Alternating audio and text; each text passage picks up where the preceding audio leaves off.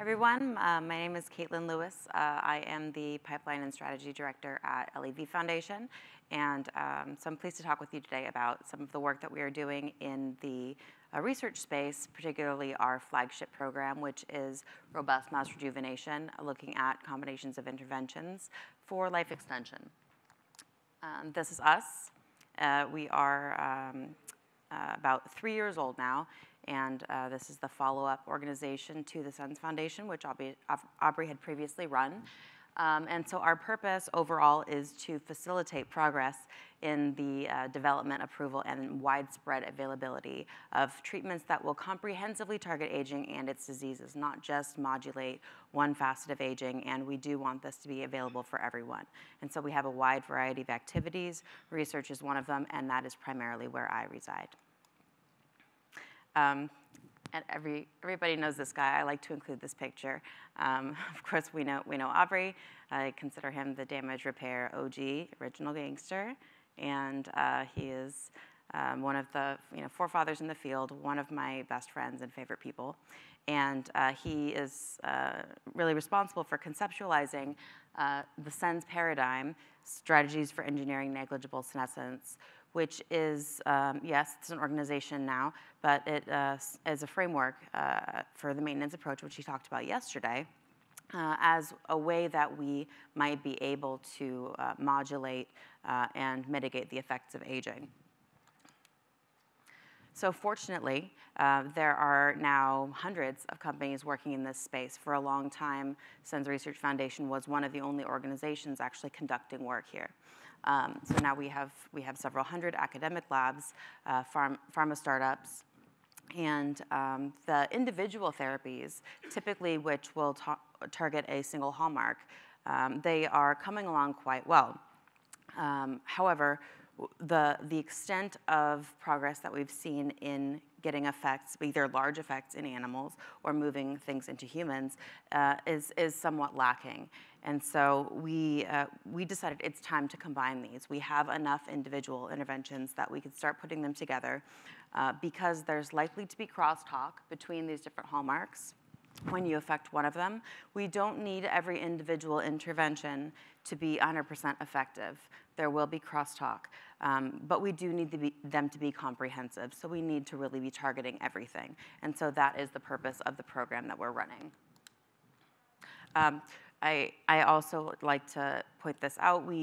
Mice are not humans. Things don't always translate, and we know this. But we do have good reasons for conducting the work that we do in mice. So the overall rationale, criteria, the short list we made, and then design of the study for RMR are going to be talked about. Primarily, the rationale is really twofold. We certainly want to see things move into the clinic as quickly as possible. But really the primary goal here is rhetorical.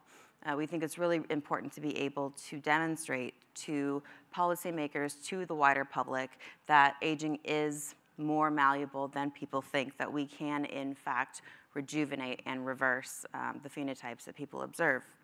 And so this is really our #1 point.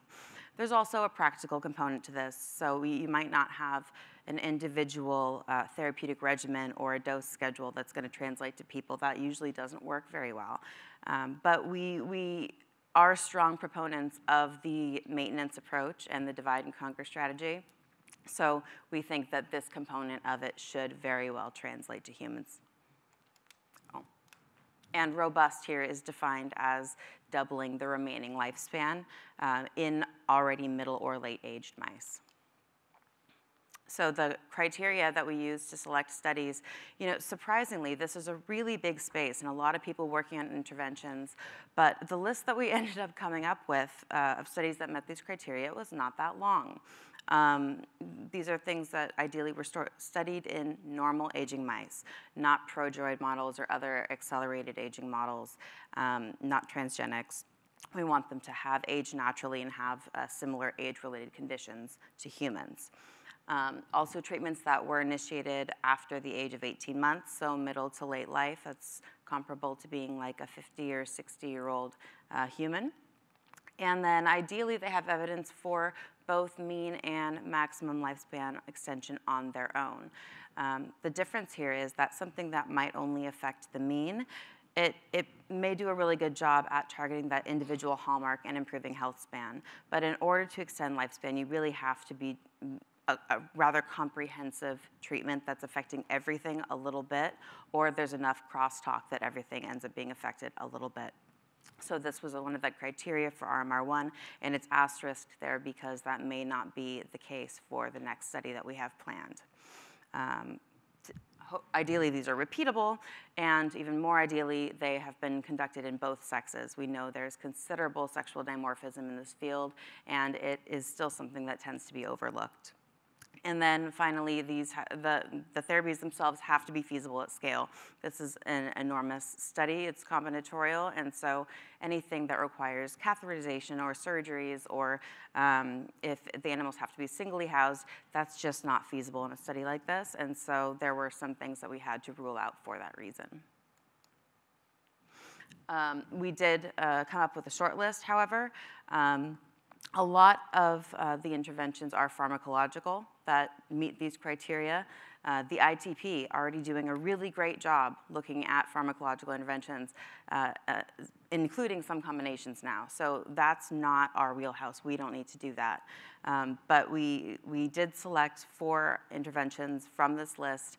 In the process of doing the research on this, these studies were compiled by a colleague of ours, Max Pito, into something that he has made a queryable database, the Rodent Aging Interventions Database. And you can find that on our website if you want to take a look.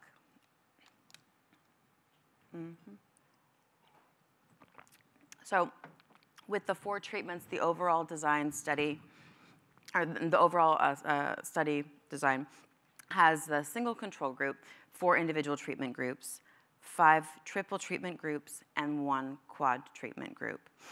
And so this is a longitudinal study. We are looking at lifespan. We want to see how things change over the course of the animal's life, how disease progression is impacted by these combinations, and ultimately what the maximum lifespan is. However, we do have cross-sectional time points where we will remove apparently healthy animals or not acutely ill animals from each treatment group to assess the development of pathology and things that are happening at the molecular level before they have died, before things get bad enough. So it's both cross-sectional and longitudinal.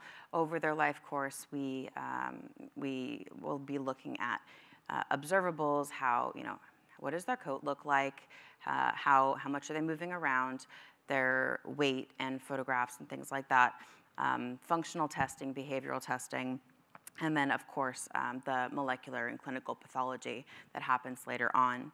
And so together, all of this combined hopefully helps give us a picture of what exactly is happening, what the individual treatments do, and how combining things will either synergize or perhaps antagonize with some of these effects.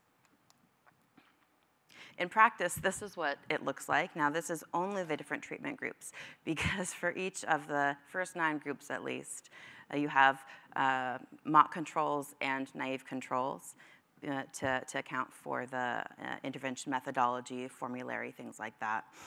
And then you also have both male and female. So there are 38 total treatment groups.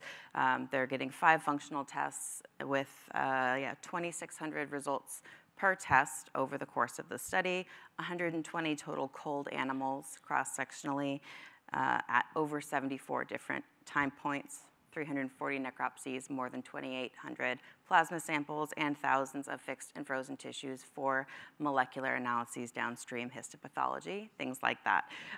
Fortunately, Aubrey is rather good at math, and so he is good at putting all of this together. I just wanted to reference down here his paper. The graph in the back is some unsolvable math problem that Aubrey solved a couple years ago. So this is helpful for us. The 4 interventions we ended up settling on were rapamycin, bone marrow stem cells from young animals, telomerase or mTERT gene therapy, and a senolytic. Now, rapamycin, of course, is the best known and one of the best studied interventions in the space. It is an mTOR inhibitor, and it was the first agent actually identified in, I think it was 2009, which could pharmacologically affect lifespan or aging in both males and females and when started in late age.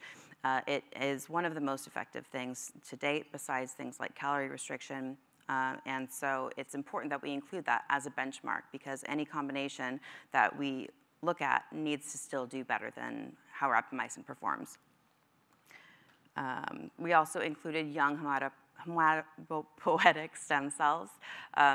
The stem cell niche, it is subject to aging, just like everything else, and so the functional decline that you see in the hematopoietic system has implications for somatic tissue repair, remodeling, and immune system function.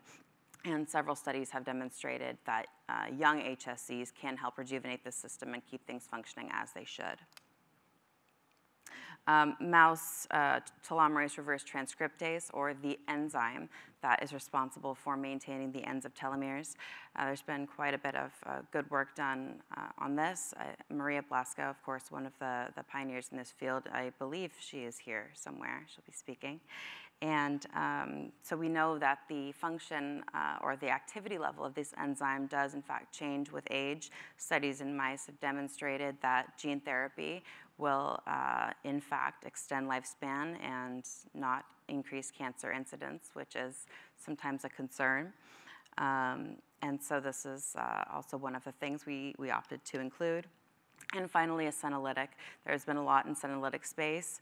Senolytics are not yet perfect, but we chose something that had been well studied to date, despite its imperfections and broad spectrum action. We have navitoclax, so the idea being that the senescent cells that accumulate in tissues and are secreting this pro-inflammatory profile, those are contributing to pathological tissue remodeling, chronic inflammation, and other things that are aging the organism and compounding with other systems as they start to decline. So eliminating these cells is, of course, important. Our analysis pipeline, so we have, of course, the survival curves of the animals. We can look at mock versus naive. We can look at male versus female, which we do, in between groups, and then also in comparison with the literature, because one of the other challenges in this field is work is often not repeatable for a number of reasons, but it's important to try and narrow that down so that we can get repeatable results and move things further towards the clinic. We have observables, again, collected at multiple time points, so body weights at every cull point, body condition photography, say, every 2 weeks, and clinical parameters looking at things like their glucose tolerance, hematology, clinical chemistries, and other biomarkers. And these can be done also longitudinally over the course of the animal and also cross-sectionally in the apparently healthy animals at the time when they are culled. Functional in-life testing. This is things like their grip strength, their rotor-rod performance, or how much they'll run on a thing before they fall off. Novel object, open field. These are standard tests for mouse behavior in aging. And then post-mortem analyses, of course, looking at necropsy, gross pathology, the weights of the individual organs, fixed frozen tissues, and plasma banking for molecular and histopathology downstream. So there's a lot of data to be had here, and we are just scratching the surface of starting to get through it. And the study, of course, is ongoing. So we are currently in month 16, about, since it started. The animals are about 144 to 150 weeks old. This, whoops. And then you'll see along the x-axis, so the groups, the lines are slightly different lengths because they're staggered across 2-week intervals in order to make this logistically feasible. But so the all treatment group, of course, is up here at the top. No treatments here at the bottom. Rapamycin is this red one kind of in the middle. And then our triplicate groups, I'm just pointing these out here, but Aubrey does a much more thorough investigation of the survival curves pretty regularly on his Twitter, so I encourage you to check it out. This was the most recent one, but I added arrows to things. Again, when you start splitting them up, male and female, and even more so when you look at individual group comparisons, you do see some considerable differences, particularly with respect to sex. So we know that sexual dimorphism is strong here. We know that the all treatment group continues to perform the best, but it is still too early to determine exactly what's going on. We are excited about the potential of this result, but we can't be too excited yet because it's early. So please stay tuned and follow Aubrey's Twitter for updates on that. One of the other things that we can start to look at now are observables like body condition and visual frailty indices. So, oh, did I skip? There we go. Again, this is interim data, but when you look at animals at approximately, say, the same calendar age, you can see they're at entirely different cull points. G1, these are the animals that had absolutely no treatments. I only have females shown here just because I didn't want to put more than 2 slides worth of these pictures. But you look at G1, the control females, these are just 2 different animals in the same group. You can see they're balding, they're disheveled, they have cataracts. This is at 929 days. The closest time point where there are photographs for then the rapamycin group and the all treatment groups, they're at 900 days and 915 days. Now, both of these 2 groups they've only hit their second cull point. And I guess I should explain, I forgot to, but the cull points, the time points when animals are selected for sacrifice from each of the experimental groups, that is an individual time point for each group of 50 males or females, depending on that group's survival. So once they have 80% survival in that group of 50, then 4 animals are selected for culling, et cetera. So what we note is that at similar, say, calendar ages, while the control group is on their 4th and final cull point, meaning there are maybe 8 animals that remain in that group at that point in time, the rapamycin only, for example, and the all treatments group are only at their second cull point, so they're at closer to, say, 60% group survival. And just another group comparison. So this is a little bit further back, but when we look at, say, the only senolytic group, so the animals that only received navitoclax, there we go. They're on their 3rd cull point at the calendar age of 884 days, while the treatment groups, again, all treatments, or the group that did not receive the senolytic, are only on their 1st cull point at this point in time. So the survival is quite a bit different between these, as well as just their visual appearance. There's a lot that we can tell about what kind of condition the animals are in and how happy they appear to be. It's not quantifiable data, but it's information nonetheless. So some of our, again, very interim takeaways from this. We have 4 different interventions that individually have known effects on lifespan. We want to know if the sum is greater, or if it's greater than the sum of its parts. If we can see any synergies when you take the crosstalk between these into consideration. It does appear that the performance of combinations is greater than the performance of single interventions. I say most because rapamycin continues to do quite well, and so that's also important for us to keep in mind as we move forward.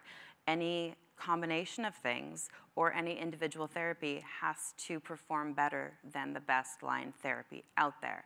So this continues to be a benchmark that is important to use. one thing to keep in mind is these are the first 4 things that we tested. These are the first 4 interventions we picked. And we only are testing a single dose. Now, once you start putting therapies together, any of the dose finding work goes out the window. You have no idea what the effective dose of something is going to be in a combination. So this is really just, it's a guess. It's an informed guess, but nonetheless. So given the results that we're seeing and that combinations do appear to be better, and that this is our first try, the implication is that there is a really large space to iterate, to improve on the effect sizes that we are familiar with in longevity interventions. We can do better, if not we, but we as a field. So we think this is exciting. We think it's important. We need to do more of these, not just us, other people as well. The reason LEV Foundation conducts some of this work is because other people aren't incentivized to. There often isn't, there's no IP in it, and they're very expensive, and they're long, and they're large, and we would love for other people to do these also. Until that time, please consider donating so we can keep doing it. But also important to note is the sexual dimorphism is considerable, and so I encourage everyone to try and include both males and females equally in all of your studies. So please stay tuned for more results from this study as it comes out, more data on what we have planned going forward. We will continue to post things and plan to put everything kind of into an open data repository. It's important that everything be open and shared with the community. And we plan to do the omics, histopathology, looking at biomarkers and all the other quantifiable data in time, as it's now coming in quite large volumes. For the next study that we have planned, we have tentatively decided on which interventions we would like to include and what hallmarks, or rather which types of molecular damage those are believed to address.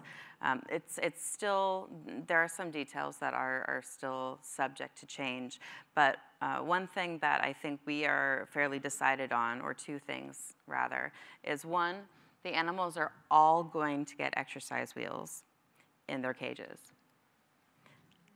I call this guy Gordo. He's super cute, but I mean, that's not good for longevity. We don't want them to be this big, and some of the mice are pretty fat. So they're all getting wheels. Furthermore, we think that we want to also give them all rapamycin and make our job as hard as is absolutely possible, because you want to start from the best possible place of health and then make that better. You do everything that you can to keep them healthy, and then you make it better. So rather than fixing something that's broken. So we're thinking wheels for everybody, rapamycin for everybody. And it's possible that the studies don't have to have evidence of both mean and max already. Maybe mean is enough. Maybe if being really effective against a single hallmark is enough. Again, some of these are subject to change. And thank you all for listening. Especially, again, thank our donors who have allowed LEV Foundation to exist and this work to keep going. We have wonderful collaborators and advisors, some of whom are here. Melissa from Healthspan Action Coalition, for example. And, of course, Martin and Beatrice, and the Summit. We put out the organization's first paper not too long ago, so it's linked here if you want to check it out. And then, of course, please consider donating if you are so inclined. Thank you for your attention.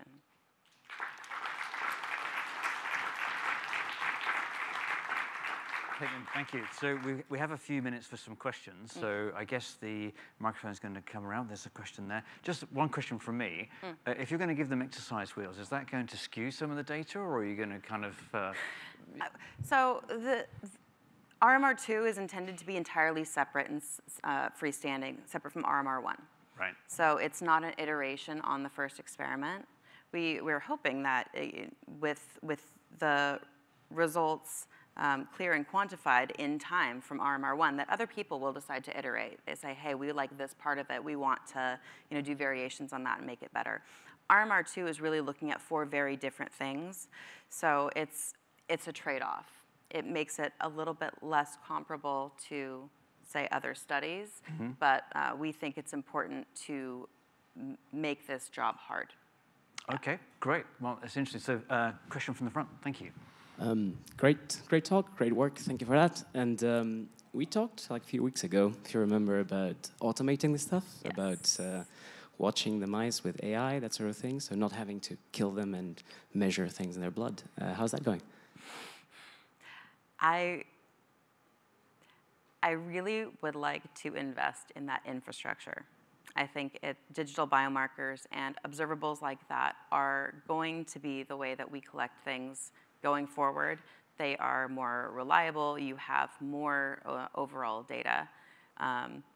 And it's kind of a more natural environment for them. You're not removing an animal at different time points when they're supposed to be sleeping in the middle of the day, putting them in a bright room, and then putting them in a box and trying to assess what would be a normal behavior. Automation, I think, is really important. We aren't in a place where we can invest in it right now because we are, again, actively fundraising. But that is one of the first places that I would like to see money go when it comes in. Yeah. Thanks. Great. Question over the back. Yeah, over here. Please. Over here. I wonder whether you've considered using aging clocks in order to accelerate the assessment of drug combination dosing and these kind of things, where you could see an effect probably much more rapidly than doing for each combination lifespan. So we will be measuring epigenetic age, for example, in stored samples, but the primary readout that we are interested in is lifespan morbidity, mortality. We want to know if they are apparently aging more slowly, if they are behaving healthier, and if they're living longer, not if their blood says so. That being said, it's absolutely important to collect that data and see if that matches with what we're observing throughout the course of their life. Thank you. Another question over. Oh, yeah. What kind of omics will you be doing? Will it be doing in blood or also in tissues? That's a good question. It's a tough choice because for each of the interventions, there's probably a different couple of targets that would be most interesting. And again, right now it comes down to, say, using funding as wisely as we can. We would like to do, say, single-cell RNA-seq on a handful of the tissues. As I mentioned, we'd like to do epigenetic clock testing, say, on probably blood cells.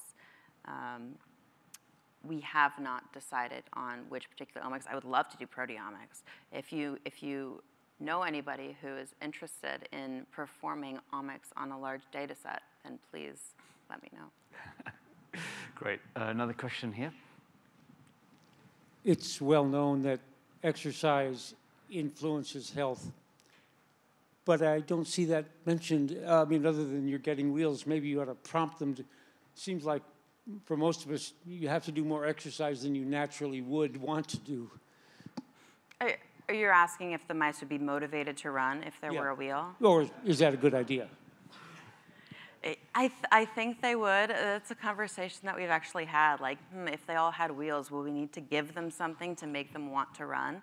But it seems like, at least from literature, if the apparatus is there, or if there are even things to climb on, things to build with, things to gnaw on. I mean, it's a mouse. You live in a cage. You walk around in circles most of the day. If there's something to do, they will do it, and that has benefits probably besides the actual physiological impact of exercising, but on just the stress and anxiety of being in a caged environment.